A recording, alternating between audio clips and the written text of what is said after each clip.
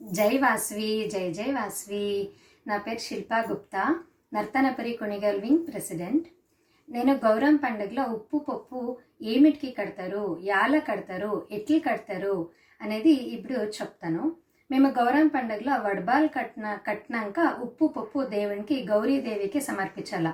మేము యావ దేవునికును ఉప్పు పప్పు కట్టలేదు. వడబాల్ కట్టినాక గౌరీదేవికి మాత్రమే కట్టేది. మేము ఇప్పుడు ఎట్లు కట్టేది గౌరీదేవికి ఉప్పు పప్పు అనేసి నేను చూపిస్తాను. కుడి చేతిలో ఉప్పు తీసుకోవాలా, ఎడమ చేతిలో పప్పు తీసుకోవాలా. ಯಾವುದೇ కారణానికి ఇది చేసేటప్పుడు మిక్స్ కాకూడదు. మొదలు కుడి చేతిలో ఎత్తుకోవాలా ఉప్పు, ఎడమ చేతిలో పప్పు తీసుకోవాలా. ఇది చేసేటప్పుడు ఏం మంత్రం చెప్పాలా అంటే, అత్తదండన కలిగిన మామదండన కలిగిన స్వర్గానికి పోయిన సవతి పోరొద్దమ్మ అంటే చెప్పుకొని ఇది గౌరీదేవికి మేము సమర్పించాల. కుర్చయి పైనే ఉండాల. అత్తదండము కలిగిన మామదండము కలిగిన స్వర్గానికి పోయిన సవతి పోరొద్దమ్మ మేము పూర్తి ఒడిచిడియాల.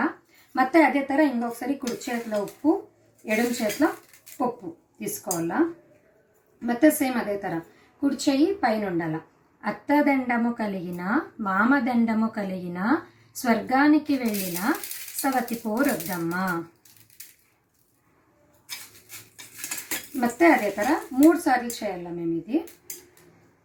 మళ్ళీ కుడి చెయ్యి పైన ఉండాల. కుడి చేతిలోనే ఉప్పు ఉండాల, ఎడమ చేతిలోనే పప్పు ఉండాల.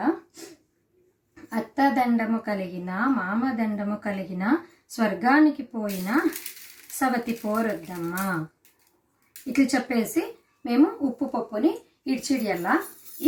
ఇట్లా చేసిండే ఉప్పు పప్పుని అయ్యవారికి దక్షిణ సమేత దాన్ని ఇచ్చేయాలా. మేము దాన్ని ఇంట్లో వాడకూడదు. మేము ఇది గౌరీదేవికినే యాల ఉప్పు పప్పు సమర్పించాలా అనేది ఇప్పుడు చెప్తాను. ఒకసారి స్వర్గంలో గౌరీదేవి ముట్ట అంటారు, అంటే రజా అంటారు.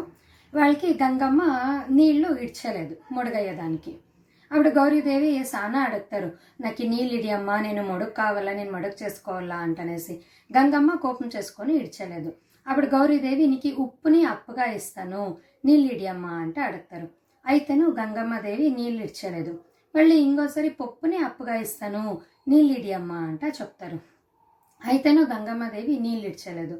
ఇంకా సానా యోచన చేసి గౌరీదేవి నేను మొడుగు కానే కావాలా అనేసి నా మొగుడినే అప్పుగా ఇస్తానమ్మా, నీళ్ళిడి అంటే అడుగుతారు. అప్పుడు గంగమ్మదేవి ఒప్పుకొని నీళ్ళు ఇడిస్తారు. ఈ కథని మా పూర్వీకులు చెప్పిండేది. అప్పుడు గంగమ్మ నీళ్ళు ఇడిస్తారు గౌరీదేవికి. అప్పుడు గౌరీదేవి యోచన చేస్తారు, నా దేవాన్ దేవతలైన మాకే ఇంత కష్టం వచ్చే, సౌతి ఉండేదాన్ని, ఇంకా గంగమ్మ సౌతి ఉండేదాన్ని, ఇంకా భూమి పైన ఉండే మనుషులకి సౌతి కాటమంటే ఇంకెంత కష్టం వస్తుంది. దానికి భూమి పైన ఉండే మేము మనుషులు గౌరీదేవికి ఉప్పు పప్పు గౌరవం పండుగ నాడు ఎవరు సమర్పిస్తారో వాళ్ళకి సౌతి కాటముగు లేకుండా కానీ అని గౌరీదేవి మాకు ఇది వరమిస్తారు. దానికోసము గౌరీదేవికి మాత్రము గౌరవం పండుగ నాడు వడవాలు కట్టిన తర్వాత ఉప్పు పప్పుని సమర్పిస్తాము. మేము ఉప్పు పప్పునే యాలు సమర్పించాలా, వేరే ఏమైనా ఎత్తుకోవచ్చుగా ఉండే కదా, ఉప్పు బదులు చక్కెర ఆ తర ఏమిటికి మేము గౌరీదేవి ఉప్పు పప్పునే చెప్తారు అనే దానికి ఇన్ఫర్మేషన్ ఉంది. పెండ్లైనప్పుడు మాకి ఉప్పేన్గా పప్పేన్గా అని ముహూర్తం అయిన తర్వాత చేపిస్తారు. అందరికీ గుర్తుండొచ్చు, ఉప్పేన్గా పప్పేన్గా అనేసి చేపిస్తారు పెండ్లైన నాడేనే ముహూర్తం అయిన తర్వాత. ఉప్పేన్గా పప్పేన్గా ఏమిటికి చేపిస్తారు అంటే మొగుడు పెండ్లాము అన్యోన్యంగా ఉండాలా అనేసి. ఎట్లా అంటే నీళ్ళకి ఉప్పు వేస్తే అది కరగతింది, బ్యాళ్ళు వేస్తే కరగలేదు, అట్లే ఉంటుంది. దానికి వివాహము అనేది, పెండ్లి అనేది ఒక బంధనము. దాన్నే బెంకి స్వరూపముల పెండ్లి అనేది అంటారు. అదే మేము బెంకిని ఇంకా బ్యాళ్ళని ఉడుకు పెట్టినప్పుడు ఉప్పు వేసి ಯಾವುದೇ కారణానికి ఎవరును బ్యాళ్ళని ఇంకా ఉప్పుని వేరే చేసేకి అయ్యలేదు. దాన్నే వివాహ బంధనము అంటారు.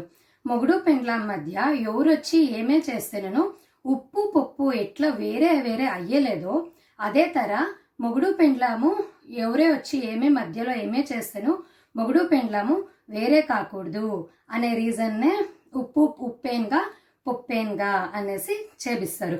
ఆ రీజన్కేనే మేము ఇక్కడ ఉప్పు పప్పునే గౌరీదేవికి సమర్పిస్తాము.